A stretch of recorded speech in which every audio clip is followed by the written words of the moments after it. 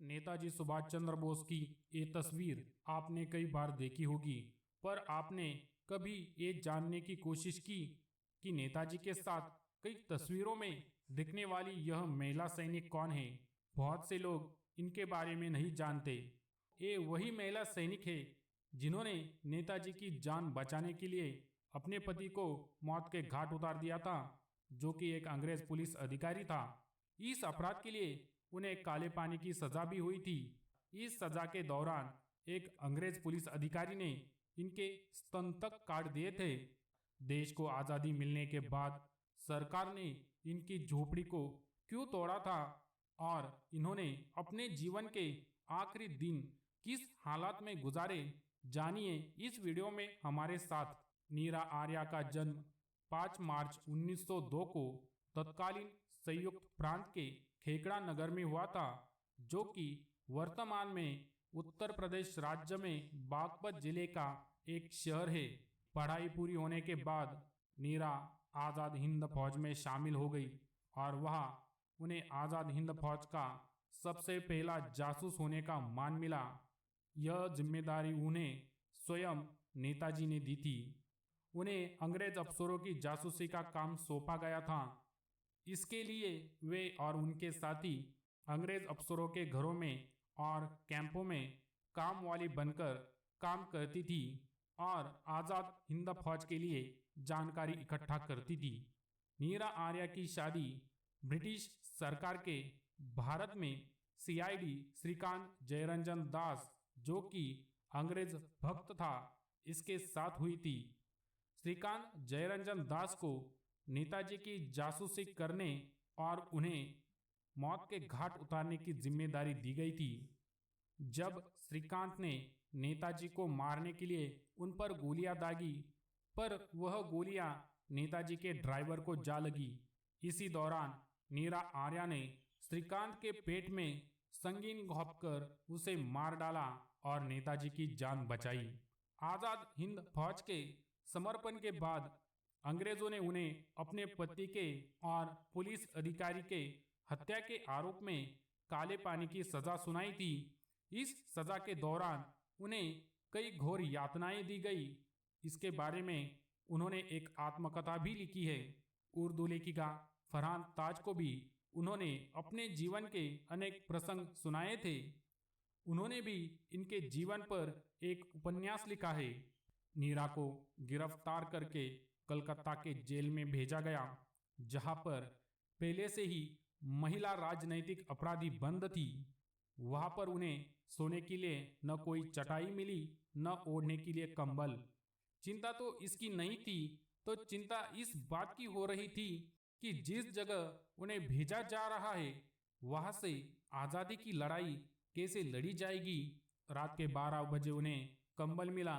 सुबह होते ही उन्हें खिचड़ी मिली और बीड़ियां काटने के लिए लोहार भी आ गया था। नीरा की बीड़ियां काटते समय उनकी हाथ की चमड़ी भी कट गई और पैरों की बीड़ियां काटते समय लोहार का बड़ा हथौड़ा उनकी पैर की हड्डी पर 3-4 बार इतनी जोर से पड़ा कि हड्डी टूटने से बच गई। उन्होंने दुख से लोहार को कहा कि अंधा है क्या तू जो पैर पर मार रहा है। तब लोहार ने गुस्से से जवाब दिया, तेरे दिल में भी मार दूंगा, क्या कर लेगी तू। नीरा ने उसे कहा, तुम्हारे बंधन में हूं, कर भी क्या सकती हूं। यह कहते हुए उन्होंने लोहार पर थूक दिया और कहा, औरतों की इज्जत करना सीख। जेलर भी वहीं पर था। उसने ऊंची आवाज में कहा, तुम्हें छोड़ देंगे अगर तुम नेताजी का पता बता दो। नीरा ने जवाब दिया, नेताजी दुर्घटना में चल बसे हैं। जेलर बोला, झूठ बोलती है तू, नेताजी जिंदा है। नीरा ने गुस्से से कहा, जिंदा है मेरे दिल में। तब जेलर को गुस्सा आया और बोला, तुम्हारे दिल में है तो उन्हें तुम्हारे दिल से निकाल देते हैं। यह कहते ही जेलर ने नीरा के आंचल में हाथ डाल दिया और नीरा के कपड़े फाड़ दिए और लोहार को संकेत किया। तब लोहार एक बड़ा सा चिमटा लेकर आया और नीरा के दाहिने स्तन को चिमटे में दबाकर घास काटने वाली पत्ती से उनके स्तन को काटने लगा। पर उस हथियार में धार ना होने के कारण काट ना सका, पर जख्म और पीड़ा बहुत हुई। फिर भी उनके ब्रेस्ट को चिमटे में दबाकर उन्हें असहनीय पीड़ा देते रहे और जेलर ने पीछे से गर्दन जोर से पकड़ रखी थी और चिल्लाते हुए कह रहा था, अगर जबान लड़ाई तो तुम्हारे दोनों गुब्बारे तुम्हारे छाती से अलग कर देंगे। और चिमटा नीरा के नाक पे मारते हुए कहा कि शुक्र मानो हमारी रानी विक्टोरिया का कि इसे आग से नहीं तपाया। आग से तपाया होता तो तुम्हारे दोनों स्तन उखड़ जाते। सजा के दौरान आज़ादी मिलने तक उन्हें कई यातनाएं मिली।